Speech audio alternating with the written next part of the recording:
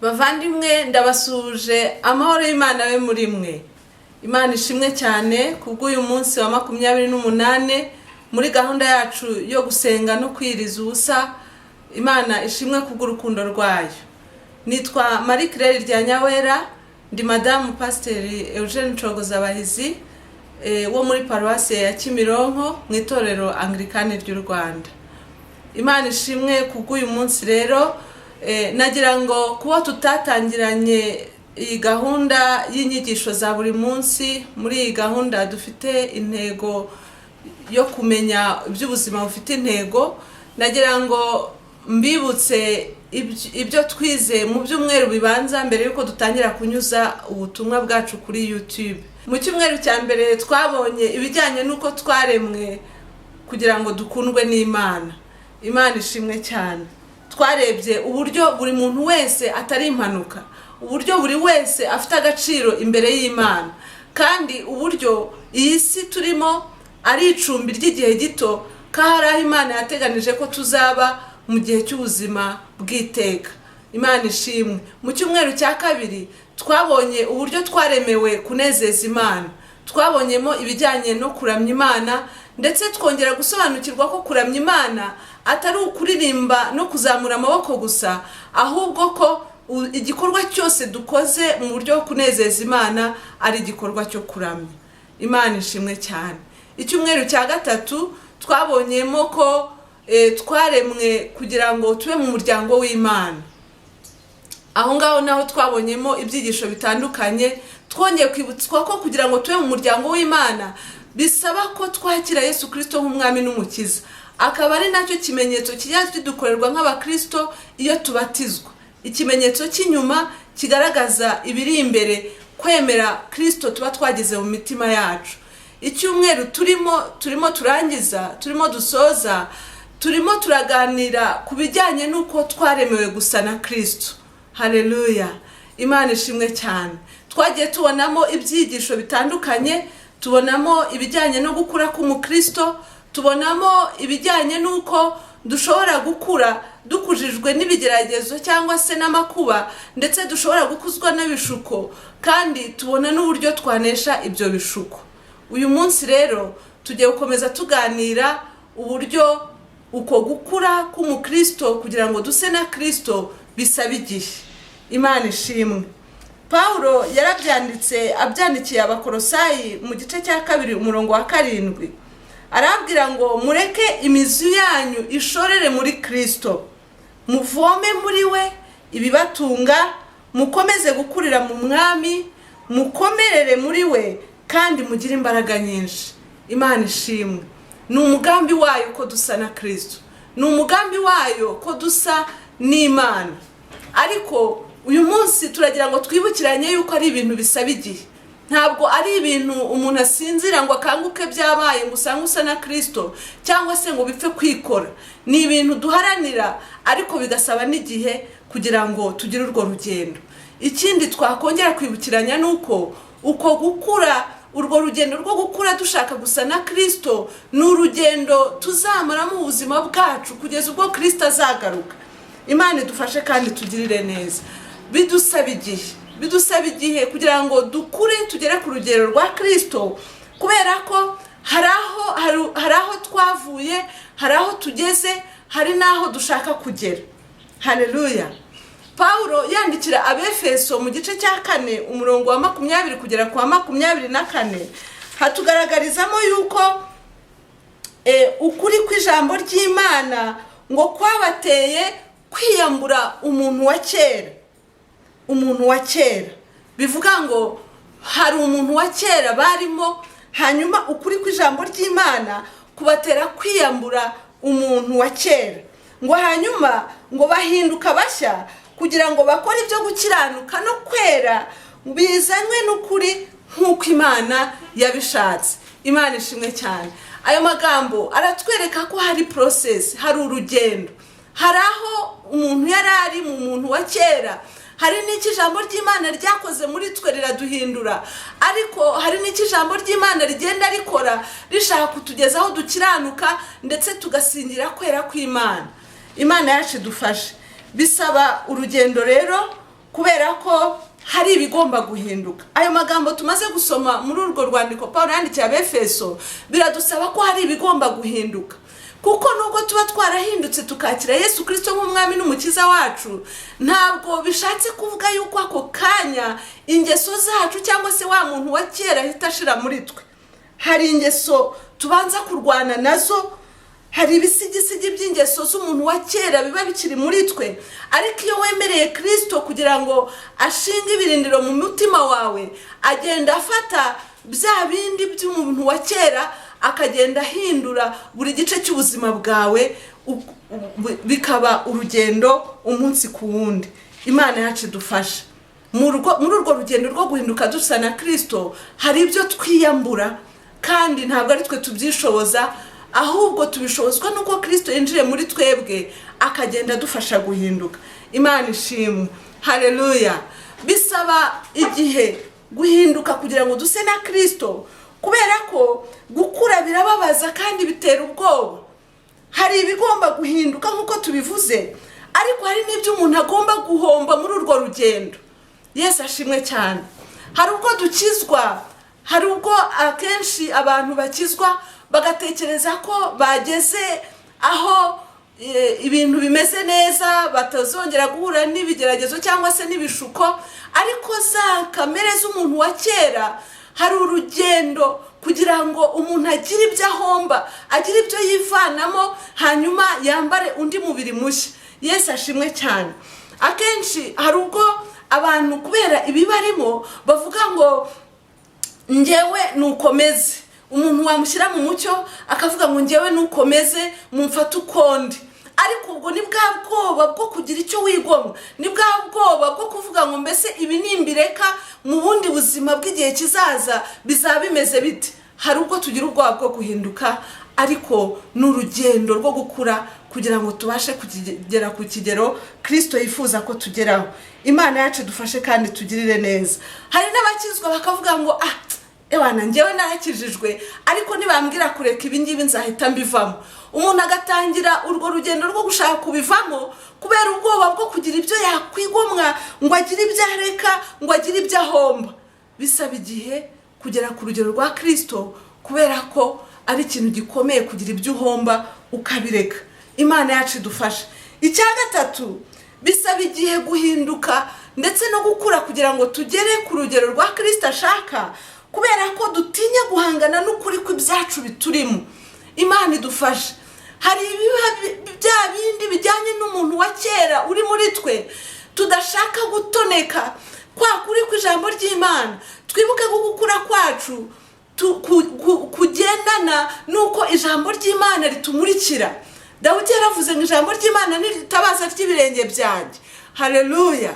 Ariko hari ubwo tutemera ko ukuri kw'ijambo ry'Imana kugenda ngo gutoneke kuri bya bindi tubona nk'intege nke zacu. Imana yacu idufashe guhinduka ndetse no gukura tukagera ku rugero rwa Kristo. Hari ubwo bisaba igihe kubera gutinya ko duhangana nuko kuri muri twe, nuko kuri kw'ibyacu biri muri twe bitugoye kugira ngo bihinduke. Imana yacu dufashe kandi itugirire neza.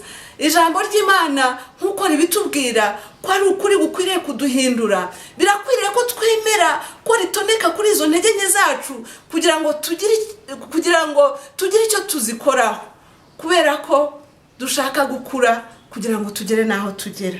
Imana yacu dufashe kandi tugirire neza. Icya kane, bisaba igihe kugira ngo dukure duse na Kristo, kubera ko tumeze nk'abiga ariko tudafata vuba. Ni igitangaza. Aya ni amagambo akomeye. Turiga ariko tumeze nk'abadafata. Duhereye ku rugero rw'Abisirayeli, mwibuke bari ubwoko bw'Imana.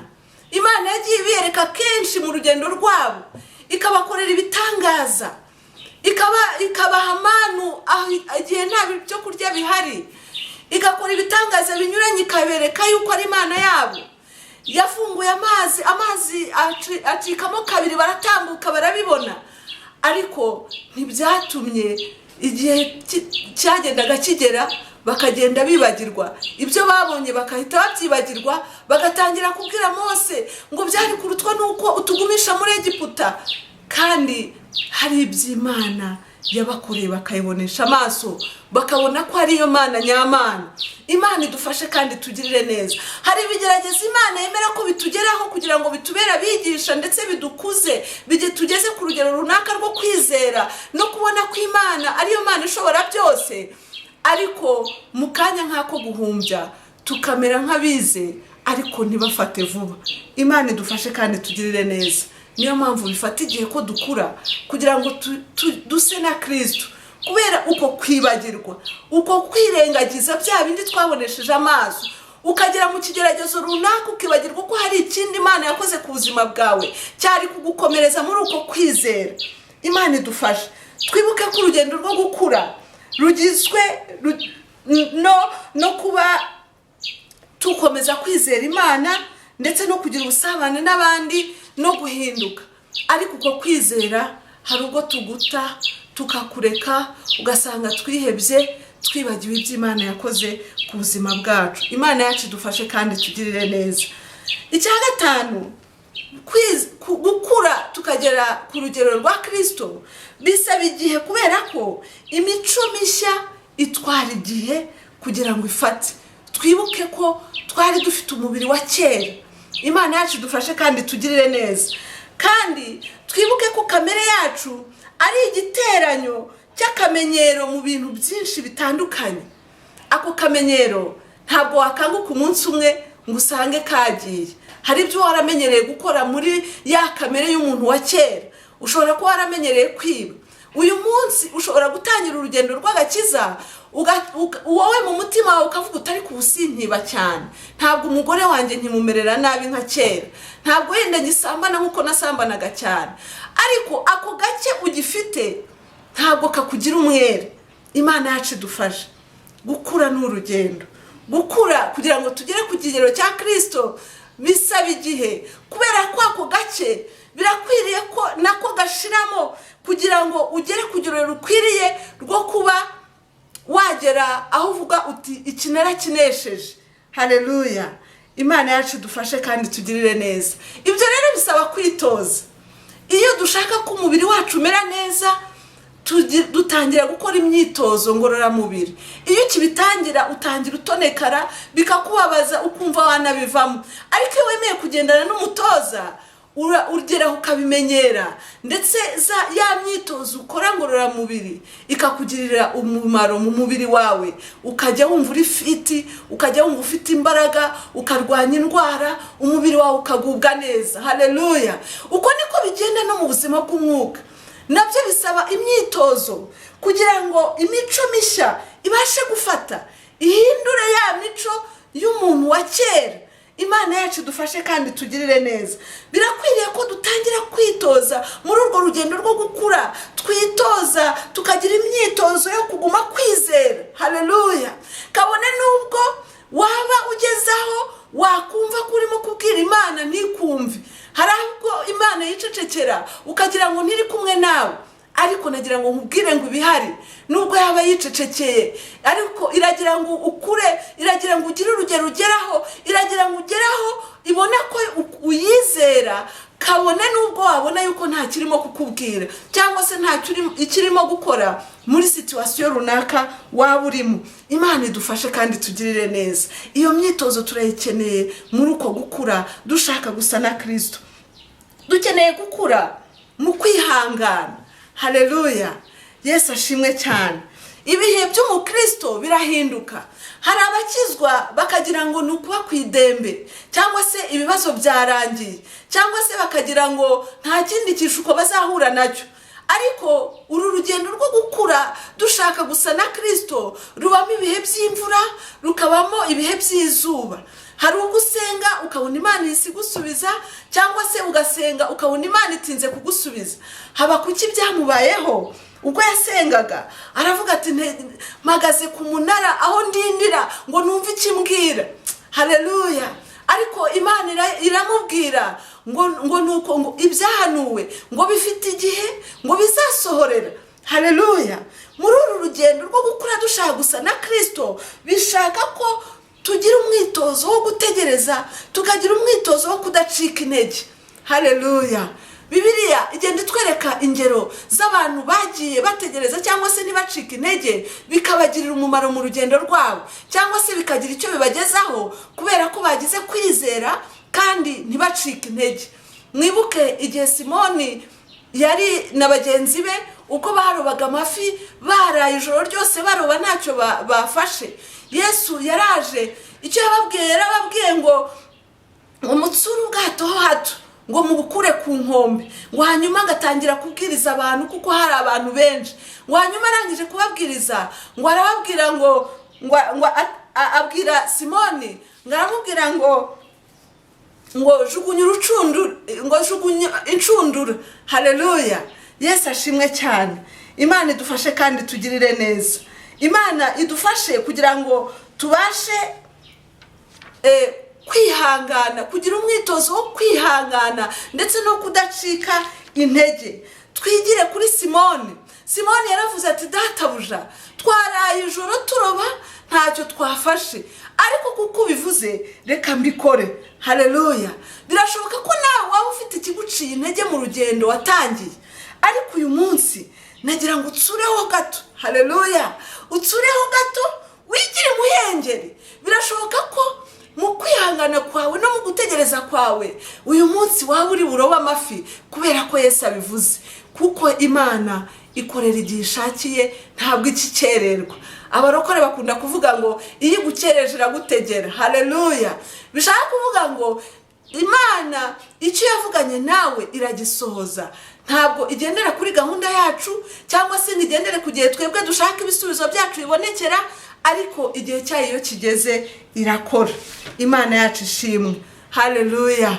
Imana ishimwe cyane kuko urukundo rwayo. Njya nezererwa Imana kuko yandikishije mu ijambo ryayo ngo icyo yatangiye muri twe, umurimo yatangiye muri twe izawusohoza. N'urwo rugendo rwo gukura dushaka gusa na Kristo, twebwe ntabwo twabyishoboza, ahubwo nk'uko Pawulo yabivuze dushobozwa na Kristo uduha imbaraga. Muri iyo myitozo tugomba gukora rero, tugomba no guhora tuzirikana, tukazirikana ibyo Imana yakoze mu buzima bwacu, tugahora tubyibuka. Haleluya. Kugira ngo Satani nazana amajwi yo kuduca intege tumubwire tutari ko hari icyo Imana yakoze. Narayibonye Imana uko nari umushomeri hanyuma impakazi, narayibonye uko nari ndi mu nsengero umwana ikamumpa, narabibonye uko ntari mfite ibyo kurya ikabimpa, uyu munsi nabwo ntago byayinanira. Haleluya. Imana yacu ishimwe. Muri iyi minsi ya none duhangayikishijwe twese na coronavirus, ni icyorezo gihangayikishije isi yose. Birashoboka ko hari umuntu waba arimo gusenga akavuga ati ariko Imana kuki yemeye ko bitugeraho? Ariko icyo si cyo kibazo ku Mana. Ikibazo iki dushakaho nuko tuguma kwizera. Kabona nubwo coronavirus yabikwiriye isi yose, iki Imana dushakaho nuko tuguma kwizera ko ari Imana, kuko iyo ngiyo yacyashye umuyaga n'inyanja, ikabwira umuyaga n'inyanja ngo mutuze. Igihe abigishwa bari bagize ubwoba, uyu munsi basha no kubwira coronavirus igahagarara gukwirakwira. Haleluya. Imana yacu dufashe kandi tugirire neza. Reka tujye tuzirikana, tugire umwitozo wo kwibuka ndetse no kutibagirwa ibyo Imana yakoze ku buzima bwacu. Kwibagirwa bijya bidindiza gukura kwacu ndetse no gusa na Kristo. Imana yacu dufashe kandi tugirire neza. Imana ikeneye kutubona dukura, nkuko umubyeyi anezezwa no kubona umwana wakura akabona agenda ahindura imyifatire cyangwa se ibyo yakoraga by'ubwana akabona arabiretse, niko n'Imana inezezwa no kutubona dukura. Imana ishaka kutubona dukura, ikatubona dukura duhinduka. Haleluya. Ikatubona dukura mu kwizera, ikatubona dukura twihangana, tugahangana n'ibitugerageza. Haleluya. Imana yacu ishimwe. Uko byabimeze uko ariko kose, ibigeragezo bigiye bitandukana, ariko ibyo si ikibazo ku Mana, kuko Imana nta kinanira, nta n'ikidashoboye. Imana irashaka kutubona dukura mu mitekerereze yacu. Imana ishaka kutubona dukura mu buryo tubana n'abandi. Imana ishaka kutubona dukura mu buryo dukora umurimo wayo, mu buryo dutura amaturo mu nzu yayo nta gahato. Haleluya. Imana yacu ishimwe. Imana mu mugambi wayo harimo ko dusa na Kristo, tugashinga imizi muri yo. Imana yacu dufashe kandi tugirire neza. Ibyo ntabwo bisaba igihagararo cy'umubiri, fizike, ntabwo bisaba amashuri runaka wabarize, bisaba gusa ko bigendana n'uburyo waba warafashe ijambo ry'Imana ukariha agaciro mu buzima bwawe, ukarwana no guhinduka, ukarwana n'uko rikubera indorerwamo, ukarwana n'iyo ntambara yo guhinduka, ukarwana no kugira ibyo wigomwa ukabihomba kubwo gusa na Kristo. Ijambo ry'Imana ukariha agaciro, ukarwana no kwizera. Haleluya! Ukarwana no kwizera Imana yatangiye umurimo muri twe, ni izadushoboza. Iryo ni isezerano yaduhaye, izawukomeza kugeza iwurangije. Nubwo bisaba igihe ariko izabirangiza. Haleluya! Imana ishimwe cyane. Uyu munsi Imana irashaka ko nawe wigira imuhengeri, n'ukuyumvira gusa no kwizera, kubera ko ari ivuze. Uyu munsi nawe wakwigira imuhengeri, hakagira igikoreka. Haleluya! Ba Simoni ngo amaze kujugunya urucundura yigiye imuhengeri, ngo barobye amafi menshi, ngo ndetse ngo babwira abantu ngo baze babafashe, kubera ko yumviye. Kabone nubwo bari bamaze ijoro ntacyo barobye, ariko kuko Yesu yaravuze, kwizera ndetse no kudacika intege byatumye bakora icyo Imana ibabwiye, hanyuma ibintu birakoreka. Imana ishimwe cyane. Birashoboka ko nawe hari ibiguciye intege uyu munsi, ariko igira imuhengeri gusa. Haleluya! Igira imuhengeri gusa. Birashoboka yuko nawe hari ibishaka gutuma urekura, ariko tsuraho gato wigira imuhengeri. Imana yacu ishimwe cyane. Haleluya! Uyu munsi hari ikibazo twatekerezaho muri iri somo twize. Twakwibaza ngo mbese ni hehe mu mikurire yanjye yo mu mwuka nkeneye kwihangana no gukomeza umurego? Imana ishimwe. Nagira ngo ukomeze kuzirikana iryo jambo nkuko Paulo yandikiye Abakolosayi. Dukomeze kuzirikana iryo jambo ryandikiwe Abakolosayi ubwo yababwiraga ngo mureke imizi yanyu ishorere muri Kristo, ngo muvome muri we ibibatunga. Haleluya! Reka iryo jambo turizirikane, tuvome muri Kristo ibidutunga, ngo kandi dukomeze gukurira mu mwami, ngo mukomerere muri we kandi mugire imbaraga nyinshi. Imana yacu ishimwe kandi Imana iduhana umugisha. Reka tuzirikane iryo jambo kandi turimo twibaza kiriya kibazo, ese wowe nihe ukeneye kwihangana no gukomeza umurego? Ibyaduca intege ntibyabura, ariko Imana ishoboye byose. Birasaba ko ukomera, birasaba ko urwana intambara yo kwizera. Haleluya! Imana yacu nta kidashoboye, Imana yacu nta itakugeza. Birashoboka yuko waba ugeze n'ahantu hakomeye cyane, ariko ibyo ngibyo byose ntibiyikanga, kuko ni Imana ishobora byose. Reka dusenge. Mana, turagushima kubw'ijambo ryawe, turagushima kudukunda, kandi mu mugambi wawe harimo ko dusa nawe. Urwo rugendo rwo gukura ni urugendo rw'ubuzima bwacu, ni urugendo tutakwishoboza, ni urugendo tugendanamo nawe, ni urugendo dushobozwamo nawe. Turakwinginze kugira ngo dufate amaboko tugendane. Dufashe mwami kukwizera, dufashe Mana kwihangana, dufashe Mana kudacika intege kuko nta na kimwe cyakunanira. Dufashe mwami kugira ngo uyu munsi twigire imuhengeri, kuko tuzi neza ko wavuze hari icyo witeguye no gukora ku buzima bwacu. Turengere, uduhe gushinga imizi muri wowe, kandi uduhe gukurira muri wowe kubw'ubushake bwawe n'imbabazi zawe, mu izina rya Yesu Kristo umwami wacu. Amen.